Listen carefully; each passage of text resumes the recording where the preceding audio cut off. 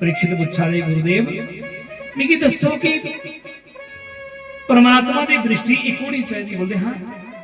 बोलते ऐसा क्यों लगता कि भगवान राक्षस लोगों की मारने वास्ते आउंदे, देवता की बचाने वास्ते आउंदे, कई बार भक्तों की रक्षा करने वास्ते आउंदे, एक की बचाते दूसरे की मारते। क्या तुझे लगता नहीं कि भगवान थोड़ा भेदभाव करते हैं? पर सुखदेव जी ने सोचा बार परीक्षित ये कौन सा प्रश्न कर दिया। भगवान किसी के साथ भेदभाव नहीं करते। भगवान ना किसी को मारते हैं और ना किसी को बचाते हैं। क्यों?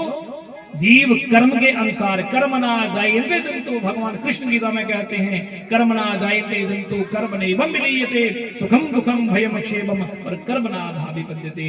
भगवान ने तो गीता में बिल्कुल स्पष्ट कर दिया कि जीव का जन्म होता है कर्म के अनुसार, मृत्यु भी कर्म के अनुसार होती है, सुख दुख जो भी कुछ मिलता है ये सब जीव के कर्मों का फल से मिलता है। सारे कर्म का फल मिलता है। कोई भगवान किसी की मारता नहीं है। भगवान ना किसी शत्रु है ना किसी मित्र है। वो अपने अपने जिन्हें किए कर्म इन्हें कर्म की सानू सजा मिलती है। इस वास्ते है परीक्षित जिन्हें तू गल करा करना राक्षस लोगों की, और जिन्हें जिन्हें राक्षस लोगों भगवान ने मारिया उन्हें राक्षस भगवान ने मुक्ति भी दी। अगर भक्ति पर संकट आया तो भगवान की रक्षा करनी पौंदी। वो शरण में आएगा जीव परमात्मा की रक्षा करनी पौंदी। पर परीक्षित मेरी गल याद आई कि तेरे बाबा युधिष्ठिर ने दूसरा यज्ञ रचाया, पांडवें जो यज्ञ रचाया ना रायसूय यज्ञ, ਉਹਦੇ ਵਿੱਚ सभा बुलाई, एक बैठक बुलाई कि इस यज्ञ में सर्वप्रथम कोई पूजा का अधिकारी कौन होगा। और तेरे छोटे बाबा सहदेव खड़े हुए आखेंगे इस यज्ञ में अगर कोई सर्वप्रथम कोई पूजा का अधिकारी है और वो कौन? हमारे कृष्ण। कृष्ण की पूजा होगी।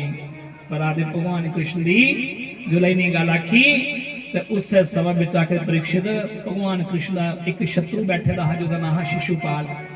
शिशुपाल ने जो सुनिया शिशुपाल खड़ा हुआ ये पूजा, ये कृष्ण की पूजा, ये कुछ भगवान आई है।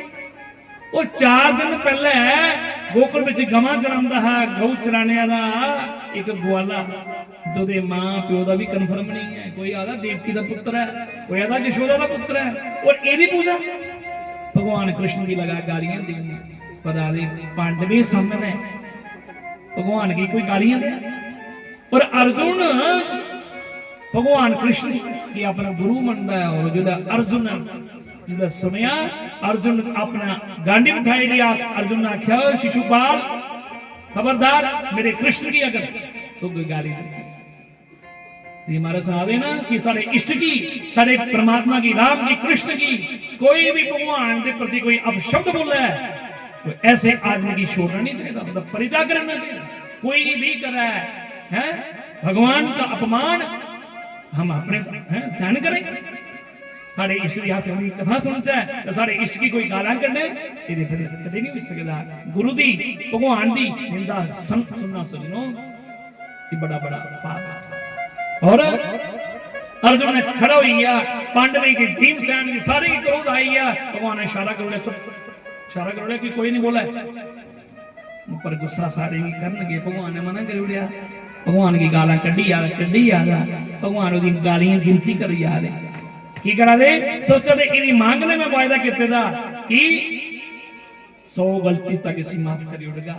आज गालां गिनती करदे करदे 100 गाल तक शिशुपाल ने भगवान की कड्डी ते भगवान ने कुछ नहीं आख्या। एक गाल और लगा कड्डन भगवान ने इशारा भी कर उड़े बस करो और नहीं मन्निया जिन्हें एक गाल और कड्डी तो भगवान श्री कृष्ण ने अपना दिव्य सुदर्शन चक्कर चलाया और उस शिशुपाल का सिर जिहड़ा वो अलग कर उड़िया। बोली बाल कृष्ण लाल की। शिशुपाल का सिर अलग कर उड़िया। शिशुपाल मारा गया पर गल सजनों मारने दी नहीं है। भगवान ने शिशुपाल की मारिया आज नहीं कल आखिर भगवान ने इत्थे मरना कहा। पर गल बड़ी ये है कि जो शिशुपाल की भगवान ने मारिया शिशुपाल के प्राण रूपी जोत निकली और वो आकाश पर चली गई। 7 बार घूमते हैं चारों तरफ घूमते घूमते वो प्राण रूपी जोत सीधे कृष्ण के अंदर हृदय में समा गई। भगवान कृष्ण ने उस शिशुपाल को बहुत बड़ी मुक्ति दे दी। क्या कौन सी मुक्ति? सांझुज मुक्ति। भगवान के अंदर समा जाना ही सबसे बड़ी मुक्ति है। उसी कितनी मुक्ति जिन्हें भगवान की गाला कढ़ी। प्रश्न उठे तो परीक्षित ने पूछा गुरु जी की गल। परीक्षित ने है पूछा कि भगवान की गाला कढ़ने वाला उसे तो नरक विच भी जगह नहीं मिलनी चाहिए ही, पर उन्हें भगवान की गालां कढ़ियां, पर उसी मुक्ति दे उड़ी भगवान। सुखदेव जी आदे परीक्षित मन्ना कि शिशुपाल भगवान की इन्हें गालां कढ़दा, पर एक गल है दिखने गल है, शिशुपाल गालां भी कढ़दा हा, शत्रु भाव कने कृष्ण की ही याद करदा हा, और कृष्ण शत्रु भी सजनो भक्त तो बड़े, पर शत्रु बनना भी कोई आसान गल नहीं है। वो शिशुपाल भगवान की रोज जाइए गालां जिन्नी देर सो है गल नहीं करदा ते इन्नी देर उसे नींद नहीं पौंदी ही, पर नाम कृष्ण रहिंदा। एक गल दूजी गल कि खाली इबे ने कोई आख्या कि खाली गालां कढ़ी मुक्ति पाई लई, पर ये शिशुपाल कौन हा? बोले ये शिशुपाल जिहड़ा ये भगवान दा ही पार्षद हा, जिहड़ा जय और विजय भगवान के दो पार्षद ना जिन्हें कि सनत कुमारे शाप देते रहा कि 3 जन्म राक्षस बन गयो, जिन्हें अंदर भगवान के बैकुंठ में लगे प्रवेश करने भगवान कने मिलना हा, पर जय और विजय ने इनकी रोकी उड़िया, अंदर नहीं जान देता, शाप दे उड़िया उन्हें जाओ 3 जन्म राक्षस बन गया। ये हुए जय और विजय जिन्हें ना ये भगवान के पार्षद, ये सब तो पहला ये के बने हिरणाक्ष, हिरण्यकश्यप, हिरणाक्ष की मारने वास्ते भगवान ने बड़ा रूप धारण किया, और हिरण्यकश्यप की मारने वास्ते प्रहलाद की बचाने वास्ते, हिरण्यकश्यप की मारने वास्ते प्रहलाद की बचाने वास्ते भगवान ने नरसिंह अवतार लेता। हिरणाक्ष हिरण्यकश्यप बने, दूसरी बार रावण और कुंभकर्ण बने, भगवान राघवेंद्र प्रभु के हाथों से मुक्ति पाई, और तीसरी बार यही शिशुपाल जो था, ये जो भगवान के पार्षद थे, पहला हिरणाक्ष हिरण्यकश्यप, रावण कुंभकर्ण, और तीसरी बार द्वापर युग में शिशुपाल और दंत वक्र बने, और भगवान कृष्ण के हाथों से इनकी मुक्ति हो गई। बोली बाल कृष्ण लाल की। इसलिए भगवान को ये ना सोचे कि भगवान को गाली देकर जो है भगवान उसको मुक्ति दे दी, इसलिए भगवान के पार्षद थे, भगवान उसे वर दिया था कि हम तुम जाओ, तो तूने अपमान किया है संतों को, तुम्हें है इसकी सजा तो तुमको मिलेगी, पर मुझे धरती पर स्वयं अवतार लेके आना पड़ेगा, तुम्हारे लिए मैं स्वयं धरती पर अवतार लूंगा, और फिर जब कृष्ण अवतार होगा तो मेरे हाथों से तुम्हें मुक्ति मिलेगी। ये वही शिशुपाल है जिसको भगवान ने मुक्ति दी।